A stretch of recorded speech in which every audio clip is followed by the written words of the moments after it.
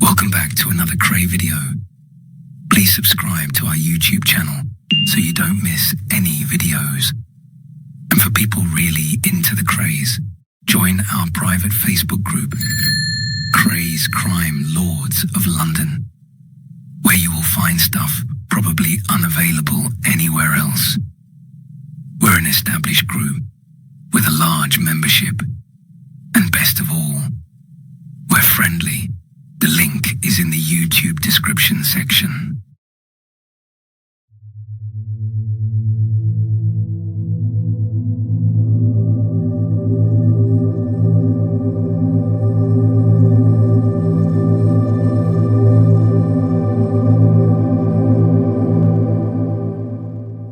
Hello, my name is Norman Lucas. I am a British crime journalist and author, known for my work covering high-profile criminal cases and gangland figures. I worked as a crime correspondent for the Sunday Mirror newspaper and wrote several books on true crime subjects. As a crime reporter for the Sunday Mirror, I covered significant crime stories in Britain. I had cultivated sources and contacts within the criminal underworld. Undercover, I worked my way into the inner circle of the notorious Kray twins to gather information for my reporting. Through my books and newspaper reporting, I provided the public with detailed accounts of some of the most shocking and notable crimes in British history, helping to shape public understanding of true crime and its perpetrators. I hope you enjoy my story. We left off in the previous part where we were discussing the 5 Messina brothers, 5 Maltese-born criminals of Sicilian origin, who established a dominant prostitution empire in London's Soho district from the 1930s until their downfall in the late 1950s. By now, 4 of the brothers had fled Britain before being arrested.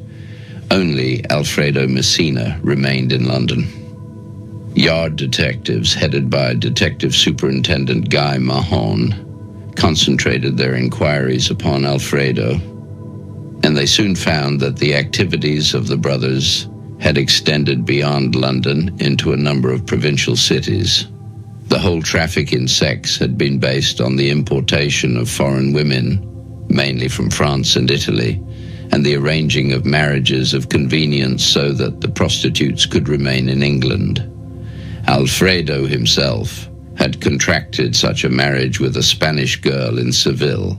She came to London, and within 6 months of her arrival, had been before the court 15 times for soliciting. She worked under the name of Marcel and lived in a flat in Pollen Street, W1, next door to one which was rented by a woman who had been known to the police for some 13 years, Hermione Hindin. Alfredo was living with Hindin and her son until he was sent to Borstal in a house in Harrowdean Road, Wembley, a respectable part of Wembley. Alfredo was known to his neighbors as Alfred Martin, and he actually held a forged identity card in that name.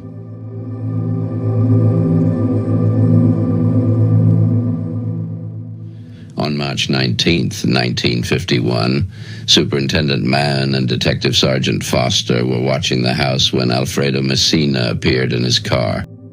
He was about to drive into the garage when he spotted the detectives. He drove twice around the block to try to avoid them. The 2 officers decided to call at the house and talk to Hindin. Alfredo arrived after a few minutes. He admitted that Hindin, whom everyone thought was his wife, was a prostitute, and added that he would like the matter discussed in a friendly manner. He promised the 2 officers a splendid lunch of turkey and champagne. The table was set for 4. The Messina brother dispensed with finesse. Suddenly, he asked Sergeant Foster to leave the room so that he, Alfredo, and Mann could talk together. As soon as Foster had made his exit, Messina offered Mann 2 bundles of £100 notes. Mann immediately recalled Foster and told him about the bribery attempt. Messina angrily denied the charge. He claimed that man had asked him about his safe, and he, Alfredo, had dropped the safe keys on the floor. He had picked them up and opened the safe for Mahan's inspection, and the superintendent had extracted the money. Alfredo's explanation could not have been weaker.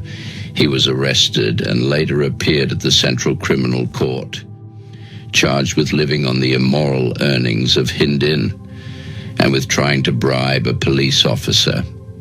Alfredo admitted that he was wealthy, saying that at the beginning of World War II, he brought his personal fortune of £30,000 to Britain and had since made money by carrying on business as a diamond dealer.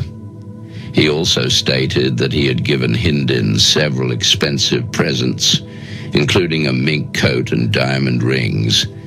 He had opened a bank account for her in 1947 with £500 and, instead of receiving money from her, had in fact continued to give her presents. He denied that he knew she was a prostitute and denied that he had ever taken her to the West End to work. He also vehemently denied that he had ever lived on her earnings or had any knowledge of a vice ring organized by his brothers. But his associations with other women in the ring, his knowledge of addresses at which his brothers had lived with their women and from which the women were still operating, weighed too heavily against him. He was sent to prison for 2 years on each of the 2 charges, passing sentence and imposing a £500 fine on Alfredo Messina. Mr. Justice Castle said, "You thought, as far as the police of this country were concerned, that money could do anything. You are an evil man." Messina merely shrugged his shoulders as he descended the steps of the dock to the cells beneath. Outside the courtroom, Mrs. Hermione Hindin, then 42 years old, walked alone, having said goodbye to the man she had been keeping and the man who was possibly the cleverest of the 5 brothers. Alfredo had seen no reason to flee to the continent when the newspaper articles in the Sunday People were published because he had not been mentioned. He thought that he had covered his tracks.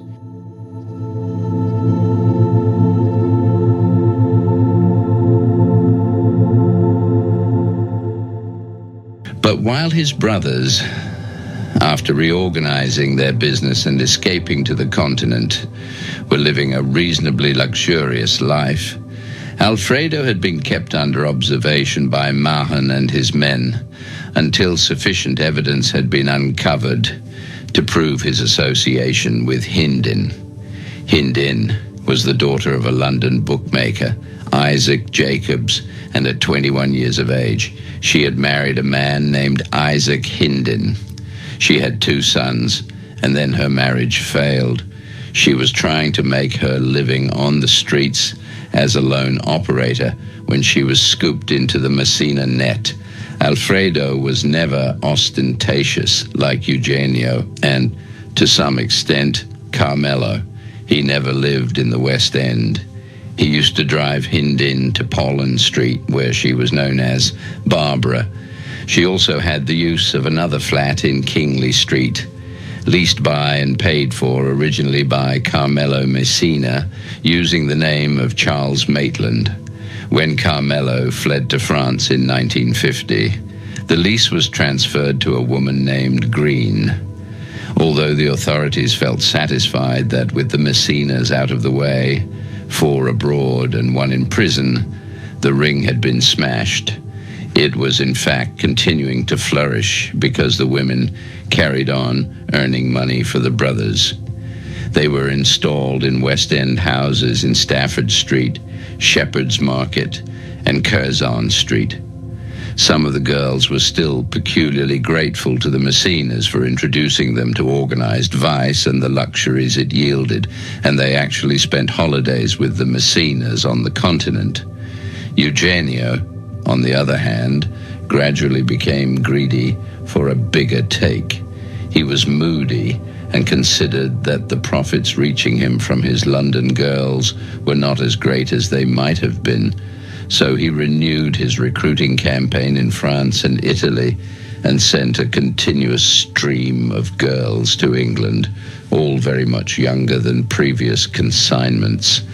Martha Watts was made responsible for the new operators, and she wrote in her book, "I became more and more unhappy about them, not only because it automatically fell on me the unwelcome responsibility of looking after their welfare when they arrived in London, but also because I could not help feeling a sense of pity and remorse as I thought of my own young days and saw these foolish young creatures deceived into a new way of life that could only bring them unhappiness." She was shortly to break with the Messinas after many bitter quarrels with Eugenio and a severe illness, but in the meantime she acted as his sergeant major, as she was described when Eugenio faced a trial in Belgium in 1956. The manner in which the organization continued to function in the absence of the Messina brothers was extraordinary. Impelled by a mixture of fear and loyalty, the older women carried on. Accounts were meticulously kept, each woman having her own account book, and in the case of the women for whom Eugenio was directly responsible, they each visited him in Paris whenever their earnings reached £1,000, although they did not take any money with them. The money made by the women was handed to couriers, each time a different one, and smuggled out of the country.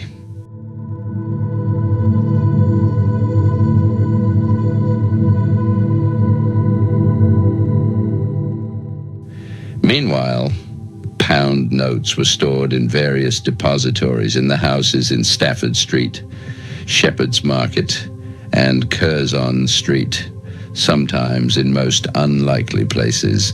Attilio Messina came into the police picture again when Superintendent Mahon discovered that he was making secret visits to England and passing orders to underlings who controlled the vice ring. Mahon hit Attilio's trail after following a solicitor's managing clerk who made frequent trips to the continent. On his return from one of these trips, the clerk was followed by detectives, but at first his movements yielded no clues to Attilio's activities. Then, on a night at the end of October 1951, he was followed to his home in Chalfont, St. Giles, Buckinghamshire. He remained inside for only a short period. When he emerged, he got into a car that had been parked near his house and headed for a hotel a few miles away in Amersham. His car was followed by Mahon and other detectives, and when it halted, two men got out. They found themselves confronted by Mahon and his officers. To one of the men, Mahon asked, "Are you Attilio Messina?" The reply was, "Yes." Mahon arrested Messina and charged him with living on the immoral earnings of Mrs. Rowena Torrance, who by then had 32 convictions for soliciting. Messina was jailed for 6 months, the maximum sentence that could be imposed. With Alfredo and Attilio in prison and Eugenio, Carmelo and Salvatore living abroad, it looked at last as though the Messina's widespread vice ring had received a mortal blow, but that was by no means the case.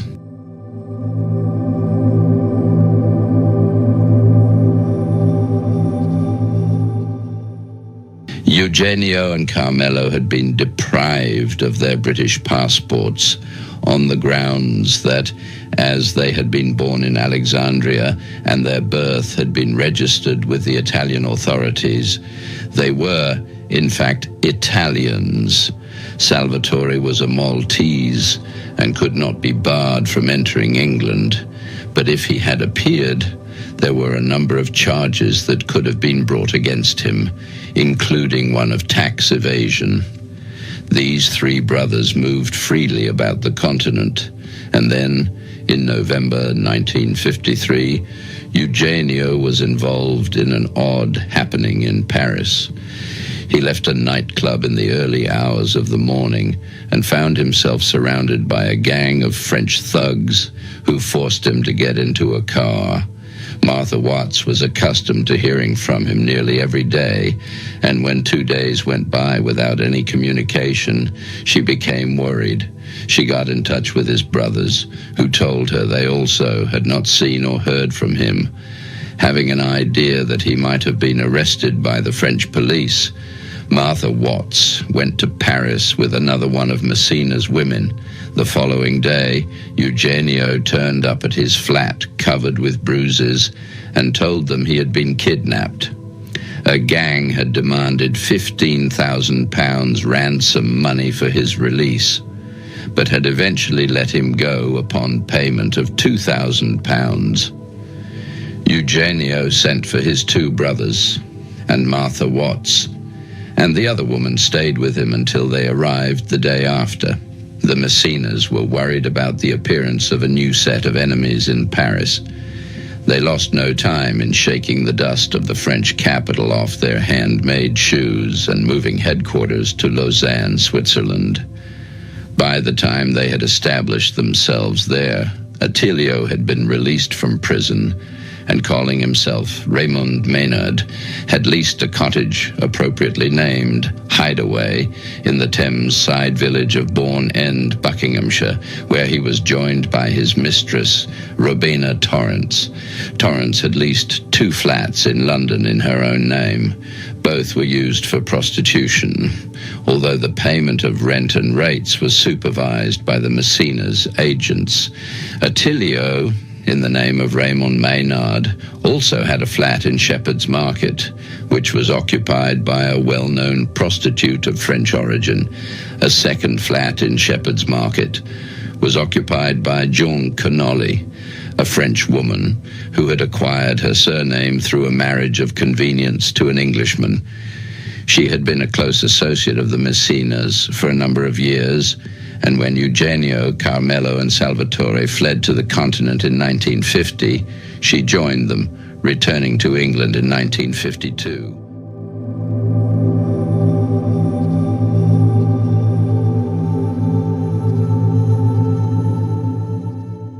Early in 1953, the Home Secretary signed an order for Attilio's deportation to Italy, but the order was not carried out because the Italian government showed a good deal of reluctance to accept him. Although his birth had been registered with the Italian consul in Alexandria, the British government maintained he was legally Italian. Not long after occupying Hideaway, relentless reporters of the Sunday People newspaper traced Attilio, and he made a hurried departure. He next rented an inconspicuous flat in South London, which he shared with Torrance, but he was forced to report to the police daily because he was an Italian national.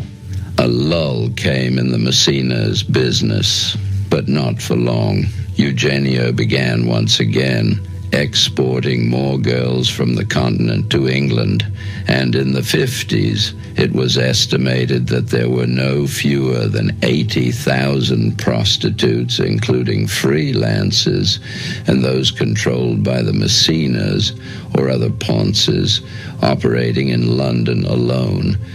Eugenio moved from Lausanne to Brussels and bought himself an apartment in the Avenue Louise.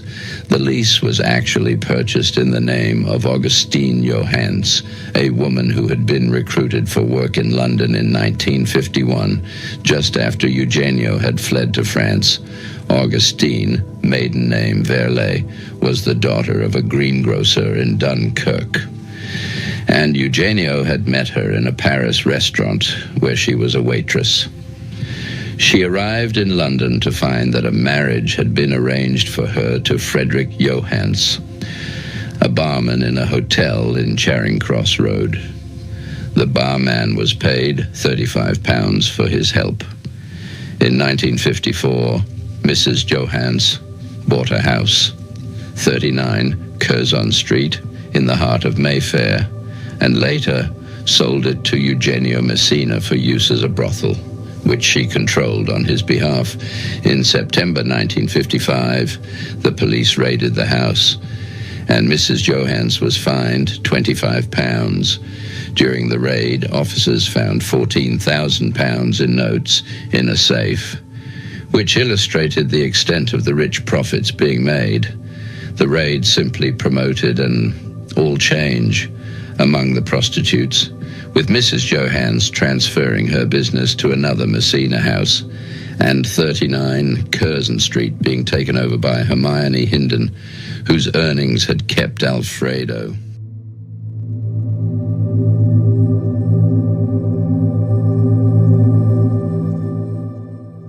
Eugenio's feet itched for England, and he managed to obtain another British passport in the name of Alexander Miller, an Edinburgh merchant.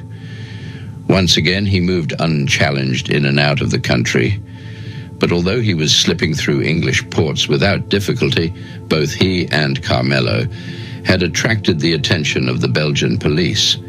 Eugenio acquired a second passport in the name of Eugene de Bono, issued in Brazil.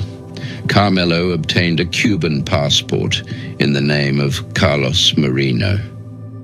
Inquiries made by the Belgian police left no doubt that both brothers had made trips to England. But what was of more immediate interest were the mysterious disappearances of girls from respectable Belgian homes. Directed by Anton Kuppens, the Belgian CID commissioner, detectives began shadowing the two brothers to nightclubs, luxury flats, and finally to a club known as the Horse's Neck at Nokke-le-Zoet on the Belgian coast. On August 31st, 1955, while Eugenio and Carmelo were drinking champagne with two women, they were arrested. Both were carrying loaded revolvers, and they were charged with procuring women for prostitution and being in possession of arms and false passports.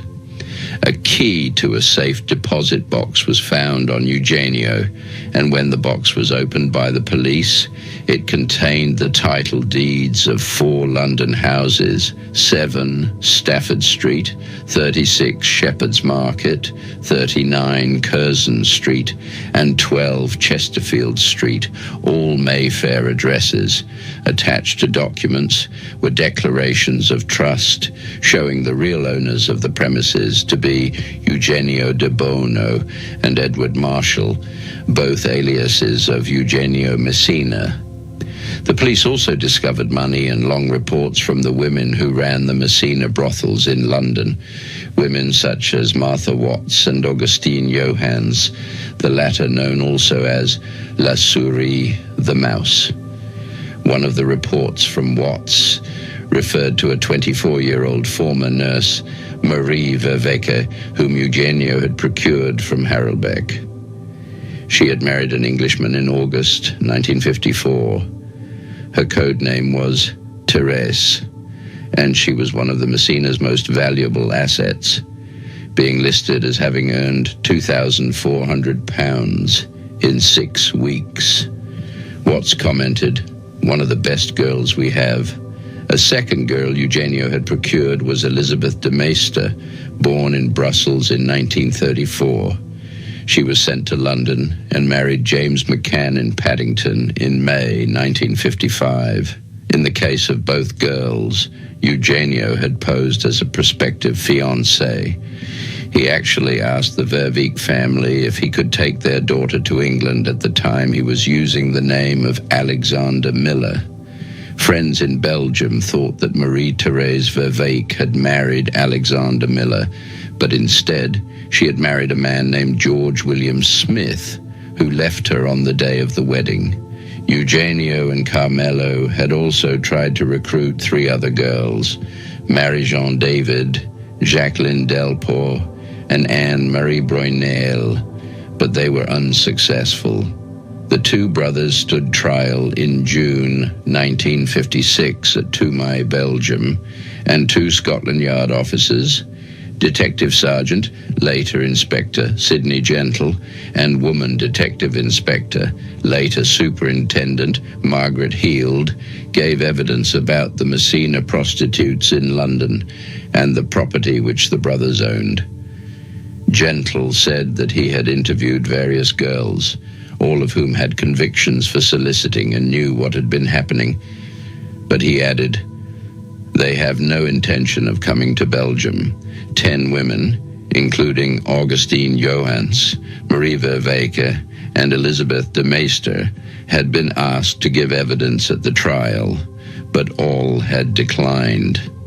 A clear picture of the brothers' modus operandi when procuring girls was given to the court by Anne-Marie Broyneil.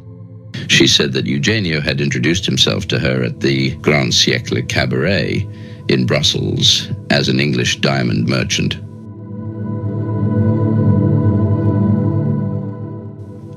A week after the meeting, in February 1955, she went to the flat in the Avenue Louise and became his mistress.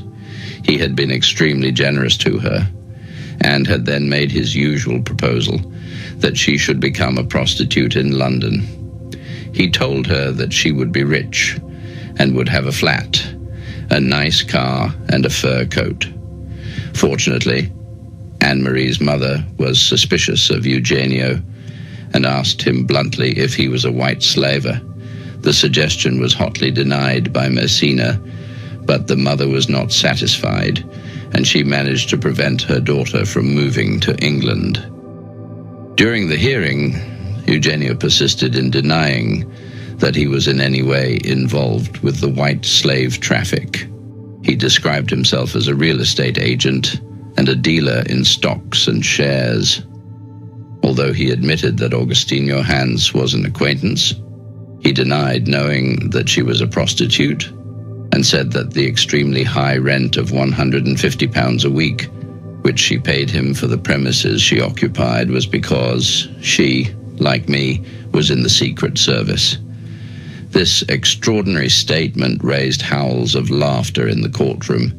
It was made in support of a defense put forward by Eugenio's counsel, Germaine Seneschal, to explain why her client had not served in the armed services during the war.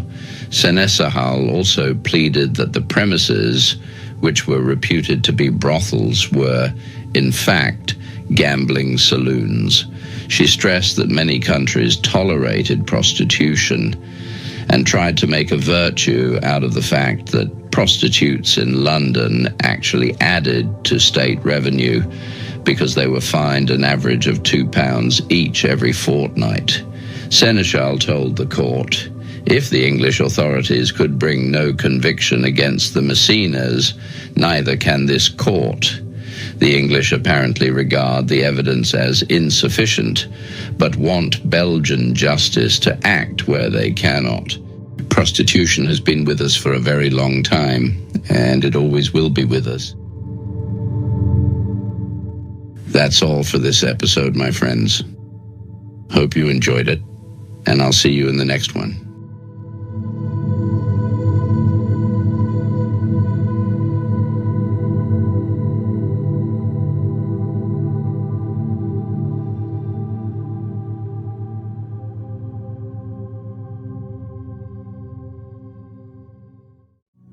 Thank you for watching. If you enjoyed the video, please join our Facebook group. It's called Krays Crime Lords of London. We're a friendly moderated group with over 1,000 Kray and other celebrated gangster videos available for view. There's also thousands of images in the photos sections. The link for the group is in the YouTube description section. I hope we see you there soon. Leave a like and subscribe.